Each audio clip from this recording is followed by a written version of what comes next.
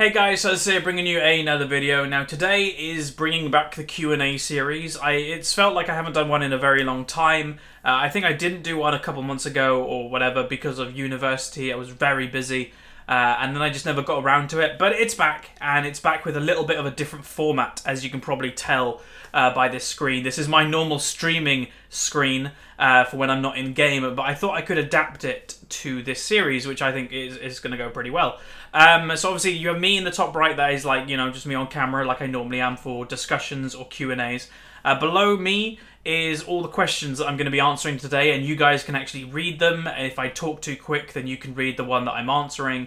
Might help a little bit. And then over to that way, there is some gameplay. If you just simply want to watch that the whole time, feel free. It is of the Ahri game that unfortunately my audio became corrupt in the Unranked to Diamond series. So yeah, it's over there. I play okay on Ahri. But yeah, we have about 40 minutes, I think, is how long the game actually was. But yeah, without further ado, let's get started. And I'm going to just pretty much go through every single one I can. So on Facebook and Twitter, I asked for questions, and we received probably about 30. So I'll be, again, trying to answer as many as possible in pretty good detail. So the first question is... let me make sure it's on. There you go. How do I feel about unconventional supports like Maokai, Shen, and Amumu? Well, the first thing to say, Shen is no longer an unconventional support. He pretty much is a very meta support nowadays. You'll see him in pretty much most diamond-rated games, and you'll pretty much see him in every LCS game that he's not banned or picked by the enemy team. But yeah, he'll be in every single game. Shen is a good support. The item changes and everything, like if you asked me this question 2 years ago, I would have said Shen is a rubbish support.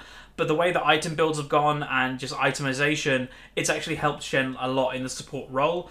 Don't get me wrong, Shen is still a good top laner, but I actually do quite like him in the support role. He can get very early tankiness with the Sightstone, the Targon, etc., which he needs, and then provides the utility, which is exactly what he does in top lane. So basically it means you get Shen, the utility, teleporting champion with a shield, but then you also get something else in top lane that can wreck face, basically. So you get the best of both worlds. And then how do I feel about Maokai and Amumu? I do not rate Maokai as a support. He's much better in top lane, and I think that's where he belongs. I think Maokai is one of them champions that does need more gold than a support pick, simply because you do have supports like Shen and Nautilus that can go in the middle of a team fight, but they have innate survivability with shields, etc. Maokai doesn't really have that. He has his ultimate, but I think it's a lot better if he's a top lane than a support Maokai, and the way his itemization works, he's a lot better if he's in the top lane. And then Amumu, I'm not a big fan of Amumu anyway. I know he's a lot better in lower ratings than higher ratings, and this is where my bias towards not liking him may come into factor, because to me, I don't like champions like Amumu, like Malphite, that if you just simply flash away from them, their whole kit is ruined. Like, if you flash out of a Malphite ult, if you're good enough to do that, that's Malphite done. That's Malphite gone. The same with Amumu. You know, if you flash at the right time, his ultimate doesn't hit you, what else does Amumu do? That's pretty much all the champion. So, out of them three that you've said, Maokai, Shen, Amumu, Shen, very good. Maokai and Amumu, not so much, but I do see occasional people play Amumu support, like Gosu Pepper, I have him on, or Edward. I have him on my friends list in LoL, and occasionally I do see him playing that. But yeah, hopefully that answered your question. Shen is good, pretty much. Next question is, what are the best junglers to carry in Gold solo queue?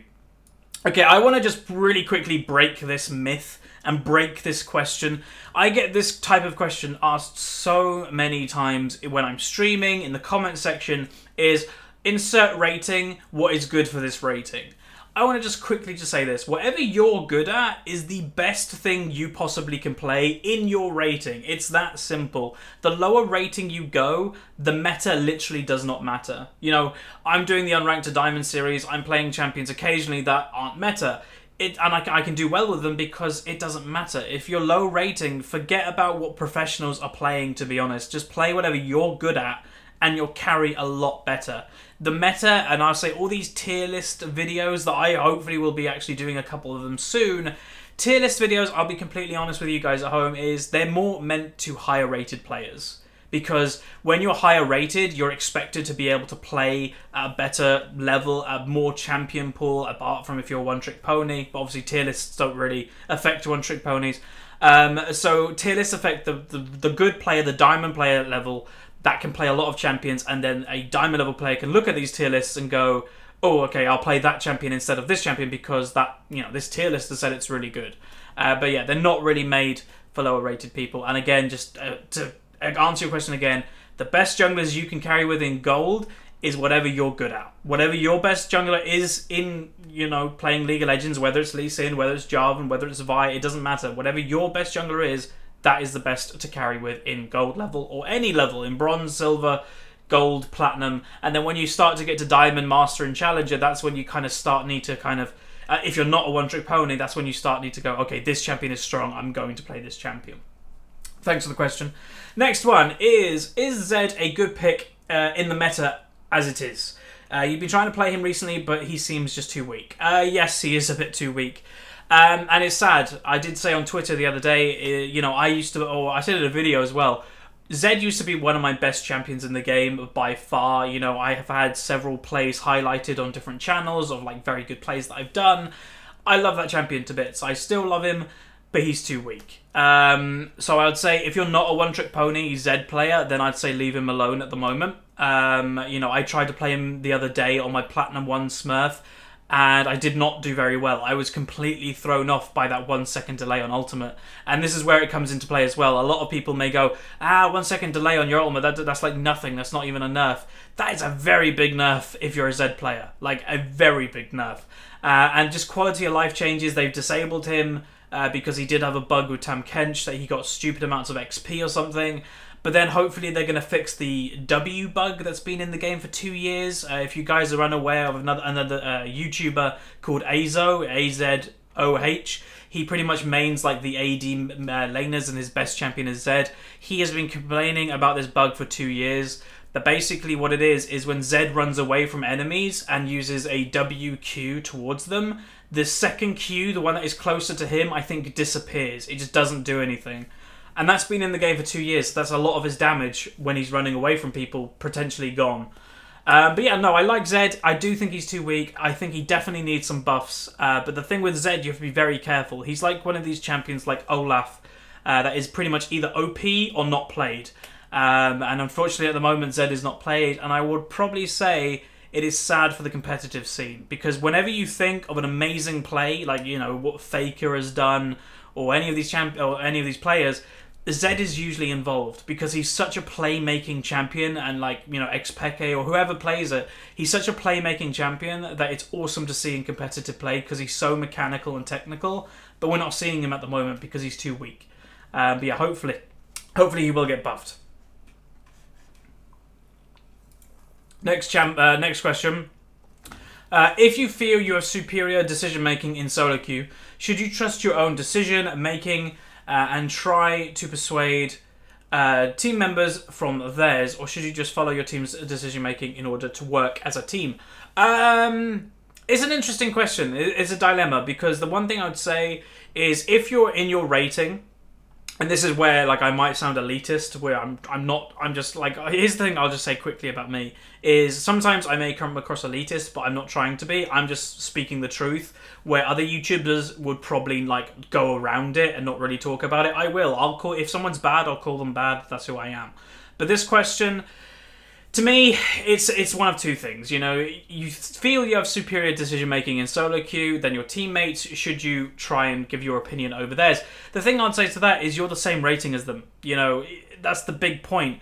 You're the same rating as them. They're never going to probably trust your opinion unless, and here's the big thing, unless you're doing well in the game.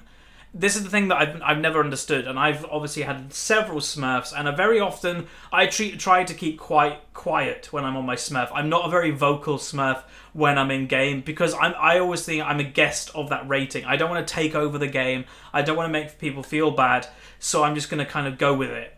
But here's the thing that I've always noticed. People respond and react better to people that are actually playing well. If someone is 5-0 coming out of their lane phase, people are most likely going to listen to that person a lot more than if somebody is 0-3. That's the one thing I'll say. So if you feel that you have a superior decision making in solo queue, make sure you're actually winning your lane, because it's pointless trying to persuade people, hey, do this instead, if you're doing worse than them or if you're doing the same as them, because they won't see you any better than them. Therefore, they'll trust themselves over you. But if you are doing really well, then they'll be like, okay, that guy is 5-0, maybe he doesn't know what he's doing, I'll follow him. So if you do want to try and lead the charge as such with your team in solo queue, make sure, step one is make sure you're doing well. Make sure you're winning your lane. Make sure if you're jungling, you're doing very well in ganks, you're winning the map as such. Because without that, it's practically useless to try and command your team. And then again, whether you have superior decision making is debatable. Some people, obviously, one thing that I'll say in lower ratings that people never understand, I suppose in high ratings as well, is people have bad games all the time, and whether you just catch somebody on their bad game, it could be, you know, everybody has, I'd probably say in every single game of solo queue, 1 person out of 10 is most likely having a bad game in every single game you go in. Sometimes it's more than 1, sometimes, very occasionally, nobody's having a bad game, and they're the great solo queue games. But usually 1 person is not playing well, more so than everybody else. But yeah, hopefully that answered your question. Next one is, how do I feel about AP junglers? Any ideas for an AP jungle item that won't warp non-jungle meta? Yeah. So if you've not watched me streaming or anything, then you probably won't know my opinion on the smite meta at the moment. I'm not a fan of smite in lane. I just don't like it. I don't like it for top lane. I don't like it for mid lane with Diana, Israel, etc. I'm old school. I've been playing since season 1. I think smite should be in the jungle, and then you should have lane summoners in the lanes. Maybe that's an old mentality to have, but I don't know. That's the one I have anyway. Any ideas for a AP jungle item that would not, warp the... You have to do something like the whole point of the new jungle item is to give AP junglers a better clear that turns their auto attacks to give you mana, or all this stuff, and spells to turn to AP damage. Like Ezreal's Q now is a magic damage, a spell, not an AD, because of the new item. It's a hard one, because you don't want to nerf out of existence AP junglers, even though they are practically not even a thing anyway. Even with this new smite, have you seen a lot of AP junglers? Not really. You have Nidalee, who is probably the most popular AP jungler in the game right now, but she was the most popular before. In all the games I've been playing recently, I haven't seen any crazy new AP jungler. I just haven't. I've only seen Nidalee, and that's about it. I've seen the occasional Diana, but you used to see the occasional Diana anyway. So this new item, I don't really think it's done anything for the AP junglers. I think it's just helped mid lane more. With Diana, mid lane, Ezreal, mid lane, and there's a couple of others.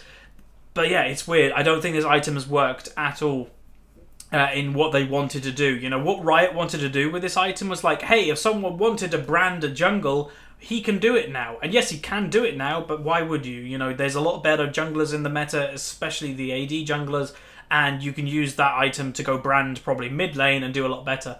So yeah, I don't know. As for an item myself, I'd probably have to think about it for about half an hour before I come up with something, so I have no idea. But yeah, thanks for the question. Next one is, currently in Platinum 5, what are some good jungle picks? Any jungle tips? So again, I do not really answer these questions because they're pointless. I'll say you're Platinum 5, you're fairly good at the game yourself. You're in the top, 15%, I think, Platinum? Something like that. You know what you're doing, more or less. Play whatever you think you're good at. Play what you're comfortable on. If I recommend something, it's no point, because you could be terrible at that champion where you could be amazing at another one. So keep playing the stuff that you're actually good at and you're amazing with, and that will help you a lot better rather than playing something that I recommend. So that's pretty much that question. Scroll down a bit. Okay, next one. Where is it? I'm a casual League of Legends player, and I've played a bit of ranked. What would your biggest tip for somebody with limited time to play the game to improve gameplay and climb the rankings? Good question. So, it's a weird one with me because, I'll be honest, I've never had really a limited time to play. As a student for the last all my life, I've never really had a proper job. This YouTube thing is my first proper job as such. So yeah, I've had a lot of time to play, so I can't really put myself in the shoes of somebody that hasn't, apart from when I'm very busy with university or something.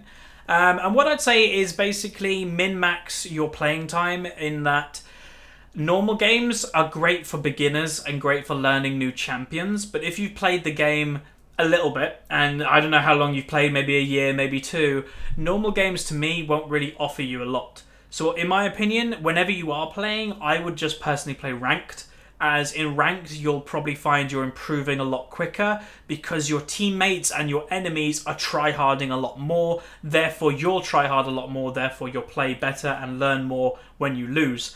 So yeah, my biggest tip would be play ranked. You said you played a little bit of ranked, but I'd presume you're mainly a normal player. But maybe make that transition to become a ranked player, and that probably, obviously, will help you climb the rankings or ratings, because you can't climb without playing ranked. And I think that also would probably help you become a better LoL player also. So hopefully that will help you. Thanks for the question. Next one is, what is my opinion about the new 5.13 Devourer? What happens with the section how to play against? Okay, 2 questions, I presume.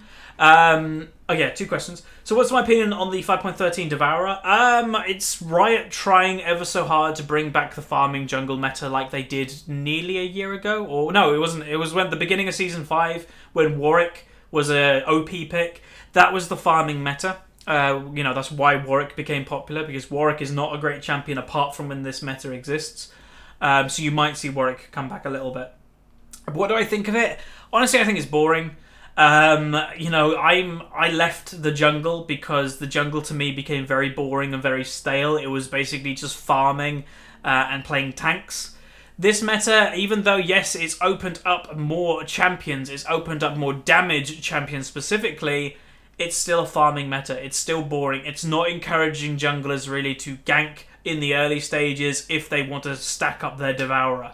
To me, it's just boring. To me, a good jungle meta that is good for competitive play, good for viewers watching that competitive play, and good for playing just in solo queue in general, is the likes of Kha'Zix, is the likes of Lee Sin, you know, these type of Rengar. These champions are really fun to play and entertaining to watch. They either can go really, really good or horribly wrong. With these sated Devourer champions, you know, Shyvana, Master Yi, Xin, they just farm and eventually they're going to be strong late game. Vi, you know, Vi is a little bit better. She can gank early, but, you know, Xin can gank a bit early. But the 2 popular ones that I'm seeing the most is Shyvana and Master Yi. Both are incredibly boring to watch because they basically just wait half an hour and then team fight and then just kill everybody.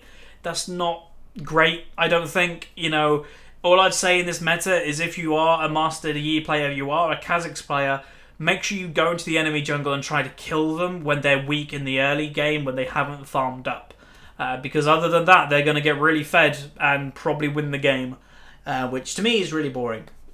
And then the next little question is, what happened with the section how to play against? So yeah, the how to play against series, or the playing versus series, is going to come. But obviously I was supposed to be away this week on holiday, but it actually got cancelled. I'll say it now and say why. My holiday was a LAN in Scotland with a lot of my friends that I've known for like 6 years. From World of Warcraft, actually. We were all in the same guild like 6 years ago or 5 years ago, and we've obviously we talk to each other every day since. We play League together, we play random games together, so we're actually like a community. Kind of like CG with Spazzy is kind of like my guys. We call ourselves Unknown Era. But we're not formal, you know, we're not tagged up or anything. That's just our guild name, and that's kind of our community. Anyway, we've never met each other. Nobody from Unknown Era has ever met each other, apart from a couple of people that know each other in real life. So we're all going to Scotland to meet for the first time and basically spend a week gaming and having fun, and, you know, getting to know each other in a real life situation. But unfortunately, well, not really unfortunately, it's a good thing and a bad thing. Basically, the person that was hosting the LAN at his house was called Kirby. Some of you may have know him or heard of him. But anyway, Kirby's girlfriend was pregnant. Pregnant for a very long time, and the baby was due the end of July. And unfortunately, there were a couple of complications, and the baby had to come out early. So the first thing I'll say, it's all good, it's all healthy. He's great. His name's Joshua, baby Joshua. He's the newest member of Unknown Era. baby Jay. And yeah, he's all good, he's healthy, he's back at their house, you know, he doesn't have to stay in hospital, which is great. And yeah, he was born the day before we were all supposed to fly out. And yeah, obviously we cancelled because we didn't want to really go to their house when there's a new baby there, because that would be really awkward. So there it is. That's why I haven't done the Playing Versus series, because I was supposed to be not here. So all the videos you've seen on the channel for the past days, I've actually taken a little break myself. I was like, okay, I'm not going to make any videos for the next 3 or 4 days because I already have them set up on the channel because I was supposed to go away. So I'm returning to making videos. Now it's the Wednesday. And returning to making videos, so I'll be doing the Playing Versus of videos very soon. Episode 1 will be Rengar top lane. And yeah, we'll be doing that soon. Next question. Let me scroll down. Okay. Do I prefer Tahm Kench top or Tahm Kench support? I've only seen a couple Tahm Kenches in Diamond. Every single one of them was support. And I think that's where he belongs at the moment. Until, I don't know, there could be some crazy Korean in OGN or whatever it's called now, LCK, that brings them out in the jungle or top lane and everybody goes, oh, that's how you're supposed to play him.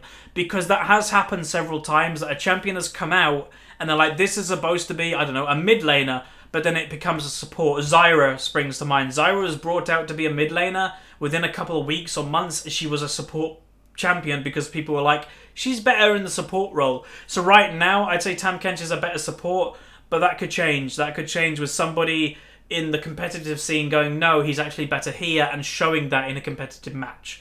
So yeah, right now a support, but it could change in the future. Next one is, do I like what they have done with the new Gangplank rework? Yes, God yes. I have been actively saying for a long time that Gangplank is one of these useless champions, and I don't mean completely useless, he can still do okay. What I mean useless champion is he'll never be in the meta at the moment. In his current kit, he'll never be a meta champion because he has no role. And that's the point I'm trying to make, is Gangplank, if you build him damage, right, you build him crit plank, he can do a lot of damage, but you'll pretty much die instantly. Okay, then AP Gangplank, you're a god at split pushing, you're very good at team fighting, but if someone is dueling with you or all-inning you, there's not a lot you can do if they have Ignite or Morellonomicon because your heal is so reduced. If you go Bruiser Gangplank, you don't have any CC, so you don't do much damage because you're not crit plank, and people can just ignore you because you don't have any CC. So this new change to me is giving Gangplank a role. It is giving him the role of a bruiser, and that's what I will say. I don't think he's going to be crit plank anymore. I don't think he's going to be APGP. I think he's going to be a bruiser that builds, you know, Triforce and tanky stuff that actually can CC people and be a nuisance. Be really annoying with them kegs, slow people. I think he's going to be a pretty good champion after this rework, but we'll have to see. Maybe I'm wrong. Maybe he will be crit plank, but I'm not a big fan of that. And yeah, well, we'll have to see. Next question is, what mid laners are the best pick in Bronze 2 against Zed, Diana, Fizz, or So? So again, whatever you're best at. As you can kind of tell, like I've had this question, the first one of this Q&A session, I think it was, is I get this question so often, is what should I play at this rating? Again, I'll say play whatever you think you're good at. Again, counters are a very big part of League of Legends, but again, counters only really matter the higher rating you go, because, okay, a Bronze 2 Zed is not going to be a Diamond level Zed. He's going to make a lot of mistakes. So if you simply play a champion you're very good at, you can beat anything at low rating because of how many mistakes they'll probably be making. Obviously, you'll be making mistakes as well, that's fine. But this is why I say, if you play a champion you know very well, you'll probably make less mistakes than if you're playing something completely random because it's just a counter. But I will answer the question. So what is good versus Zed, Diana, Fizz? So you're basically weak against assassins is what that shouts out to me. So good champions versus that.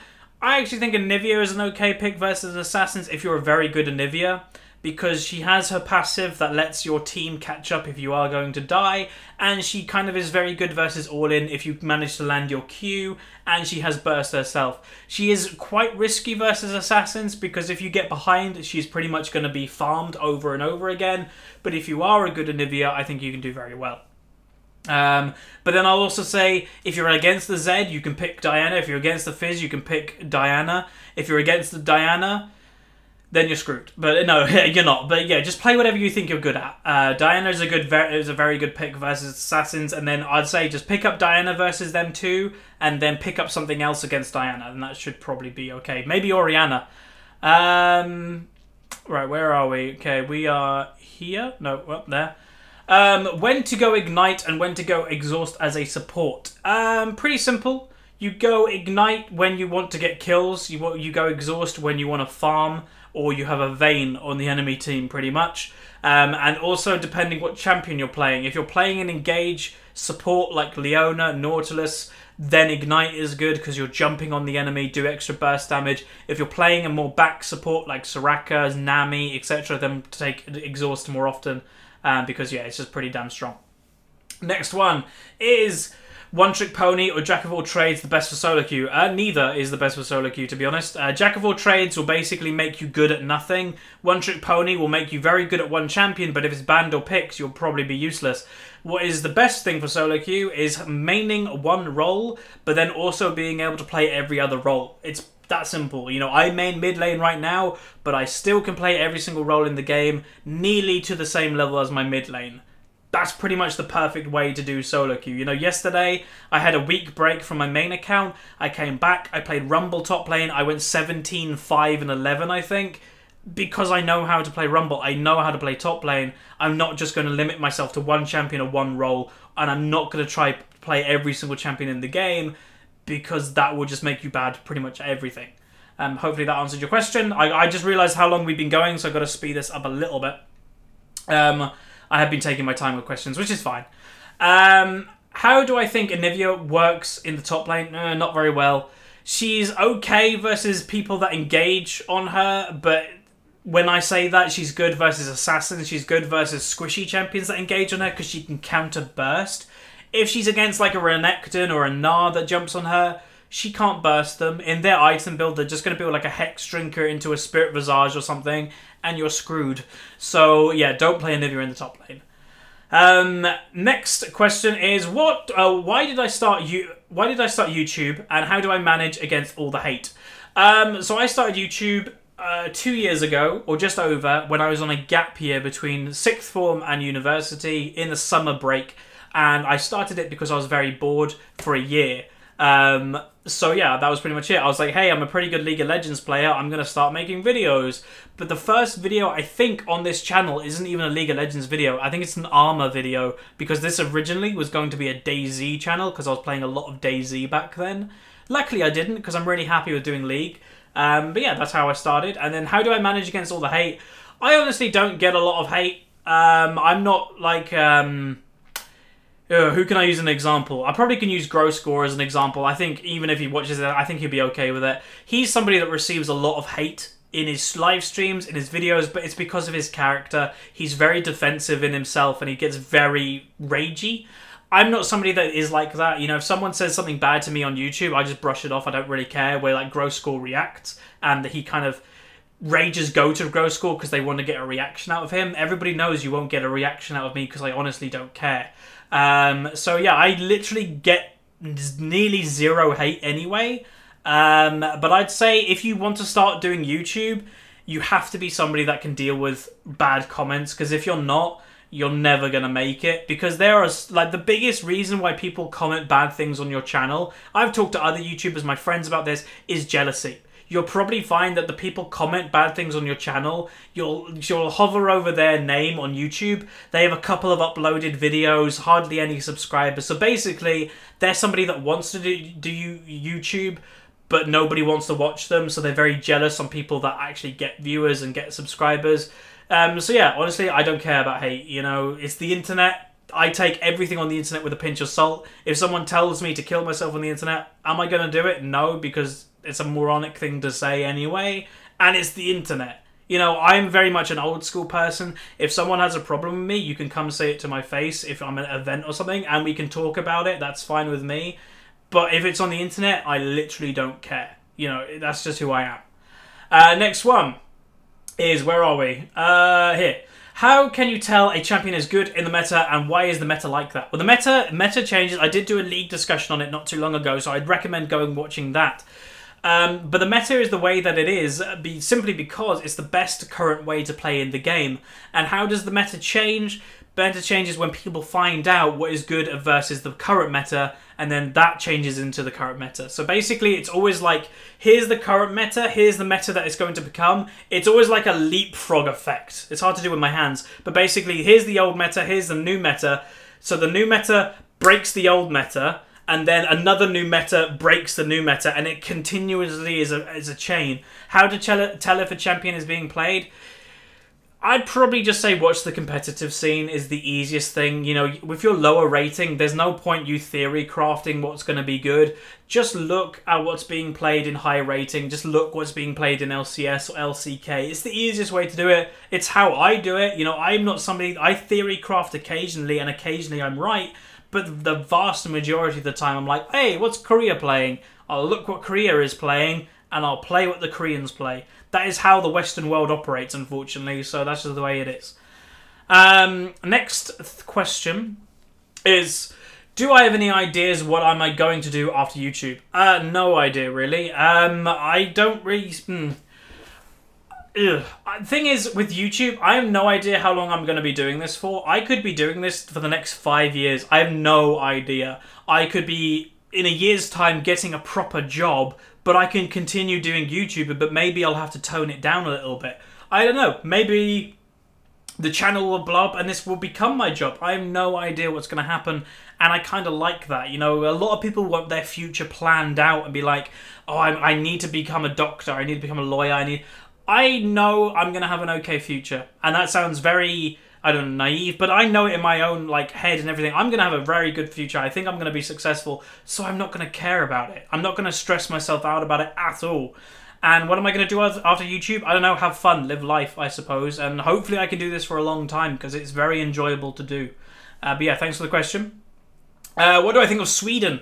Let me just see how many questions we've got left. Okay, we haven't got that many, so hopefully we can get through all of them. If the video over there stops playing, you know, I don't actually have it, it'll be added after post, but if it stops playing, whatever, we'll just continue. That's fine with me. What do I think of Sweden? From what I know, Sweden's a pretty cool country. I've never been, I don't think, unless I was very young.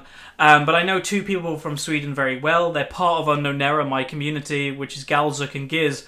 Yeah, they're very nice guys. Basically, what I know about Sweden is I know them two people, and they're nice guys. You know, they like games a lot, and they've told me a bit about the culture over the years, and yeah, it seems like a cool country. Maybe I'll visit, and I do want to visit because I want to go to like DreamHack and things. So maybe next year I'll come over and go for DreamHack or something. Next question. Since I'm maining mid, am I going to play Ahri? Maybe. She's not amazing in the current meta because she's not very strong versus the likes of Victor, Azir, Orianna. And they're kind of very good picks at the moment. She's more good against picks that are immobile, that can't burst her back. Where you can say Victor is very immobile, but if Victor decides to blow Ahri up and he hits his spells, Ahri's dead. So if she becomes a good pick, then yes, I'll pick her up. But at the moment, probably not. Will I be doing top picks for all the lanes, or at least for mid lane? Yes, I will be. Again, I wasn't planning to do it this week because I was supposed to be away, but I will be doing that video in the next coming days. I've got quite a few projects that I'm going to do. Just to quickly say, there will be a Victor guide coming out again in the next few days, but that will be actually uploaded to the Team Dignitas YouTube channel first, and then in about a week later than that, or a week or two, it will be uploaded here, because that's just the way I've got a new deal with basically Dignitas, that I'll be making more videos for them, and then I can bring it out on my channel a little bit later. So there's that. Opinions on Shyvana jungle at the moment. Very strong with Devourer. Basically, you have to ignore your teammates, and I'll say it's not very good for low elo, because in low elo, people, for some reason, always think the jungler is there to win the lane for you. Therefore, it's very hard to play a farm-orientated jungler in low rating, where in high rating, everybody knows what Shyvana is going to do. Everybody knows you're not going to get any help from a Shyvana. Therefore, they play more passive. So I'll probably say this. Shyvana jungle is very strong at the moment. In, you know, half an hour into the game, she can kill everything. But if you're low rating, it's maybe not a good pick because your teammates do rely on you to help you out because they're not obviously good players or not great players. Where in high rating, people are like, hey, I've got a Shyvana jungle. I'm going to play a little bit more passive because she can't gank. Thanks for the question. What to be aware of when going pro? Oh, God, I have no idea. I'm not a pro. I'd probably say the biggest thing you have to be aware of from when I've spoken to several professionals is dodgy contracts. Make sure if you are good enough to go professional one day and a team is offering you a contract and a position on a team, read that contract like crazy. Even get a lawyer to read that contract, because several players have been screwed over big time.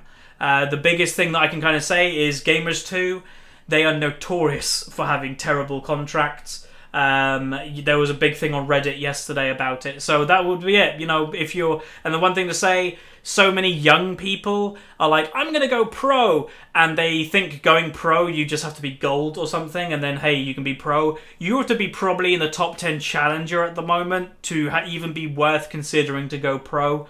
Because every single professional... or every new professional in the game at the moment will know somebody, has been on a challenger team or something. So if you're going in from a solo point of view, you want to get scouted by one of these LCS teams or one of these challenger teams, you have to be very high up in challenger in solo queue. Because then you won't even get a look in. Even in master, you won't even get a look in. Next question is, why has Gravity risen as high as they are in the standings this split prior to the spring split? What's the AD carry's name? Whatever the AD carry is called, pretty much him. I think Cop, as the coach, is doing really good. He's letting his players basically do what they want. And I think that is the big strength of Gravity. You have their mid laner, who I can't remember his name right now. You have the mid laner playing whatever he wants. You know, Ezreal mid was this magic popular pick that everybody under the sun was picking. But what does... Was it Keith? It might be Keith. Or is that... No, that's somebody else. I can't remember his name. But whatever the mid laner is for Gravity, he's like, nah, I'm not going to pick up Ezreal. I'm going to pick up things that counter Ezreal, like Urgot. And he did really well. It's like, that's the mentality Gravity has. They're not going to follow the trends. They're going to make their own. So that's pretty much why they're doing really well. Next one is, how am I? I'm doing very well. Thank you for asking. I'm doing fine.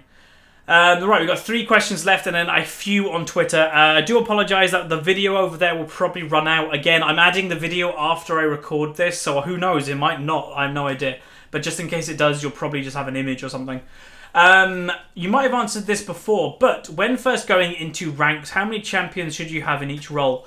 Probably in your main role, probably about 5. And then in every single other role, 2 or 3.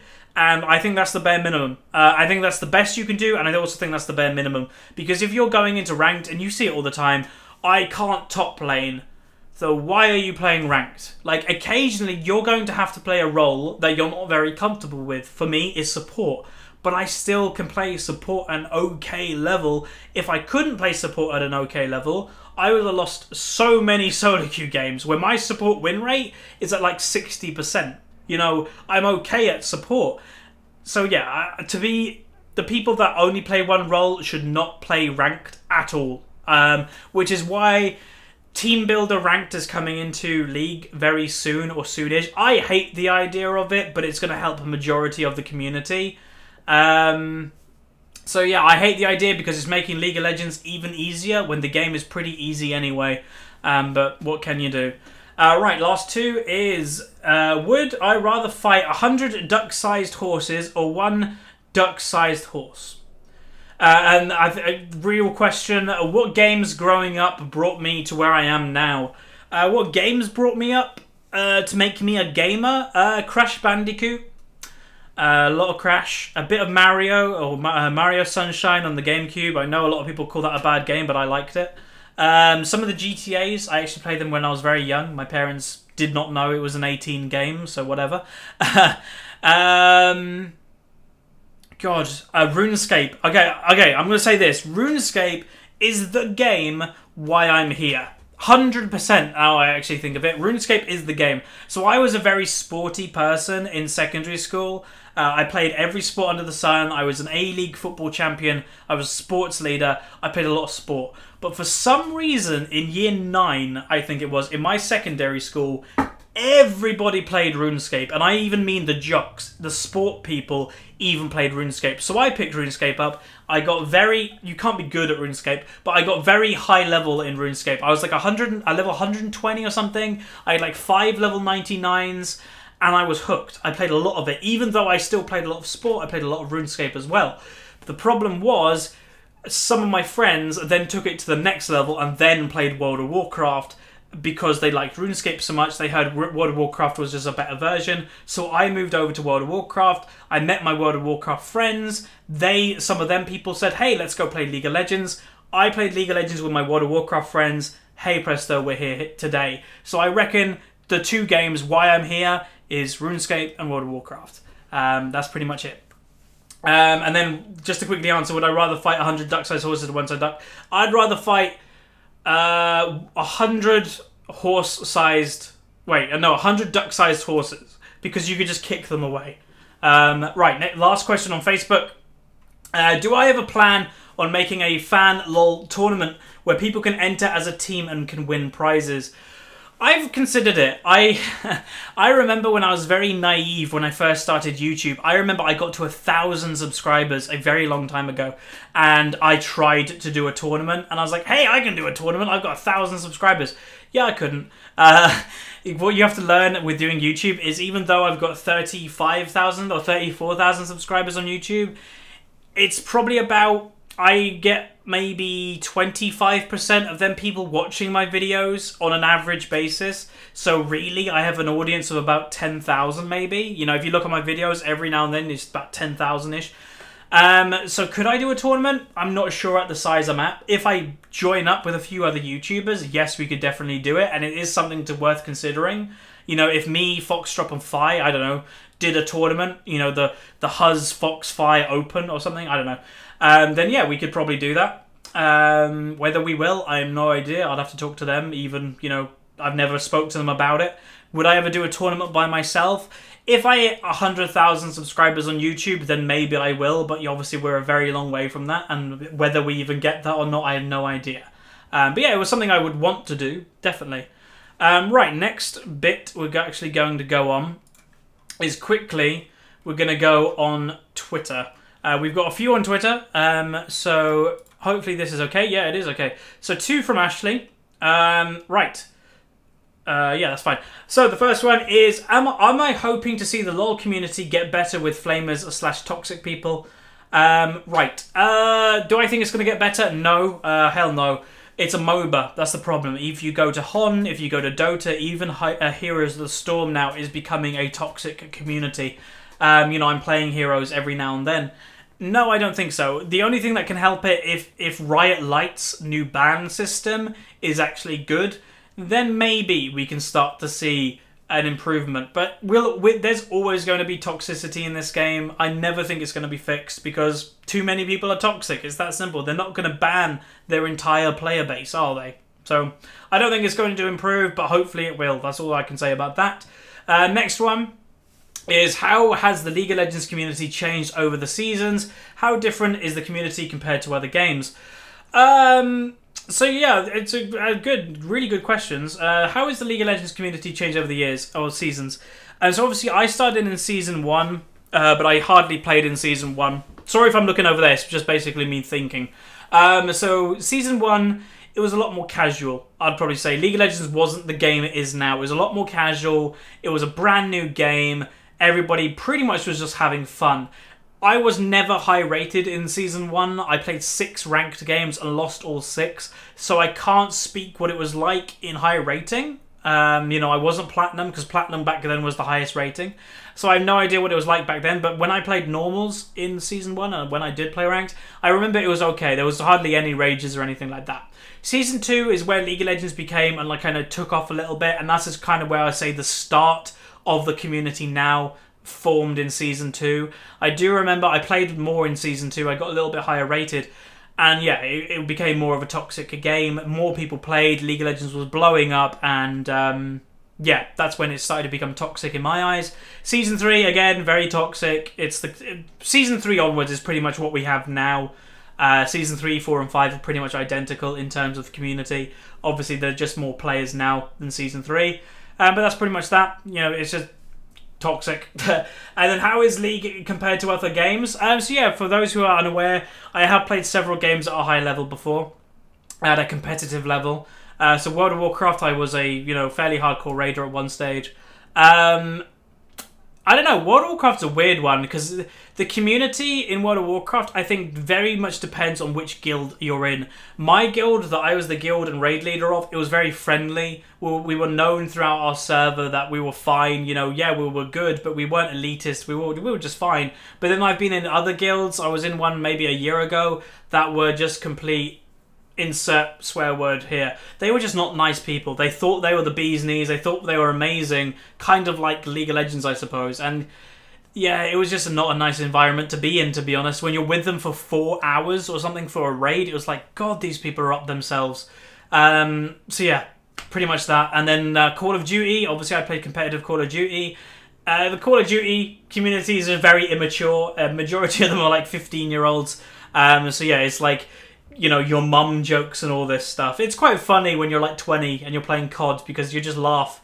But anyway, yeah, that's pretty much that.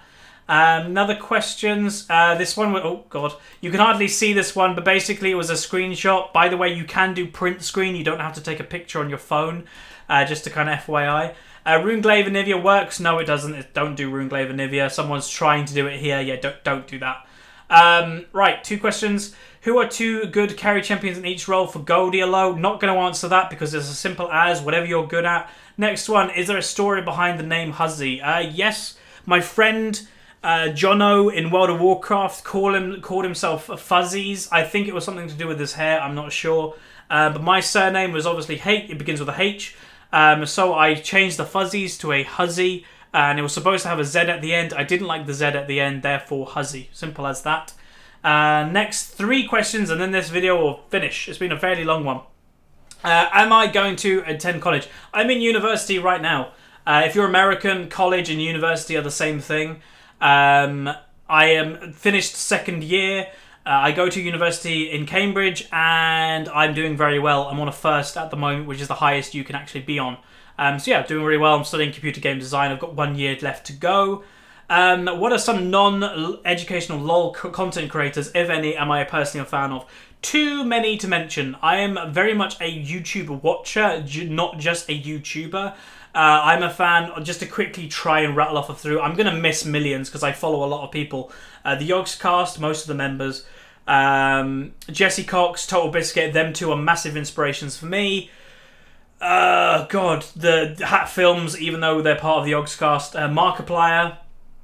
Dodger, oh god, Vanos Gaming, H2O Delirious, Nogla, Louis Caliber, I suppose. There's millions. I watch so many. Epic Mealtime occasionally, even though I think their content has kind of slipped a little bit. Achievement Hunter, House, what's it called? Is it Open House? Funhouse, there you go. Funhouse, which is a part of Rooster Teeth, I guess. Yeah, there's millions. I can't go through all of them, but yeah, trust me, I watch a lot of YouTube. I don't just make videos. And then finally, the last question of today's Q&A, which has been a very long Q&A, is what is my opinion on the use of Smite in lanes? And do I think they should fix jungle diversity first or lane diversity? What do I think about it? Again, I answered this question earlier. I don't like it. I'm very much an old school person that I prefer Smite in the jungle and have lane summoners in the lanes. And what do I think they should fix first? It's very hard to fix either of them first. You kind of have to do it at the same time. Which is why I think they always fail, because they introduce something new for junglers, but then that completely mucks up lanes. They introduce something new to lanes, and that completely mucks up junglers. They need to do it at the same time, because that would fix it a lot quicker and a lot better than doing it at separate times. But yeah, that's pretty much it. That is today's Q&A, so hopefully you guys enjoyed it. If you have any suggestions, any video suggestions, again, in the comment section below. If you just simply want to talk to me, this is the video to do it. If you want just to ask me a question or talk to me in the comment section below, feel free. I will be answering questions or just talking to people down there also. Again, let me know what you think of this format. If it was good, if it was bad, any improvements again. And that was pretty much it. So hopefully you liked this video. If you did like the video, put a like on it. Subscribe if you haven't. And I'll see you guys next time. See ya.